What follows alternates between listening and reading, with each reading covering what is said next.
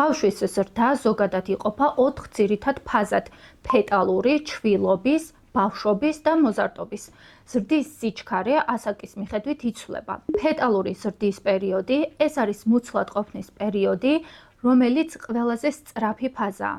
დაბადების წონა და სიმაღლე აუცილებლად არ განსაზღვრავს ზრდასრულ წონას და სიმაღლეს, თუმცა ამ ფაზაში ზრდის შემაფერხებელმა ფაქტორებმა შესაძლოა ასევე გრძელვადიანი ეფექტების გამოიწვიოს. ჩვილობის პერიოდის ზრდა ეს არის პერიოდი პირველი წლის განმავლობაში, რომელიც განსაკუთრებით მგრძნობიარეა კვების და თანდაყოლილი მდგომარეობების მიმართ. ბავშვობის პერიოდში ზრდა 1 წლის შემდეგ ხშირად ყველაზე მუდმივი და პროგნოზირებადია. მოზარდობის პერიოდი დაახლოებით 10 წლის ასაკიდან იწყება, როდესაც დასაწყისში ხდება ზრდის სიჩქარის შენელება, განსაკუთრებით ბიჭებში და პუბერტატისას სქესობრივი ჰორმონები, ტესტოსტერონი და ესტროგენი აძლიერებს ზრდის ჰორმონის სეკრეციას და იწვევს ზრდის აჩქარებას. ბიჭები არამხოლოდ მაღალი სიჩქარით იზრდებიან, არამედ დაახლოებით 2 წლით მეტ ხანს ვიდრე გოგონები, რაც განაპირობებს ზრდასრულ ასაკში მამაკაცებში საშუალოდ უფრო დიდ სიმაღლეს.